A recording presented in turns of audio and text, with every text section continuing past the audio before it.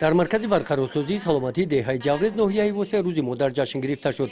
بخشیده به این روز ماموریت مرکز برای استراحت کنندگان از شهر دوشنبه ناحیه های همدانی فرخور دنگره و کارمندان مرکز چورابینی ادانه برگزار نمود. با این مناسبت تالار مرکز را با نقش و گلدوزی گل و آرایشات ادانه آرایش دادند.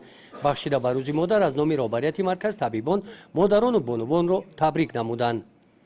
بیگذار در پهلوی شما شادی های فرزندان شما با هم بینیم، همیشه در لبانتون خنده هویدا باشد.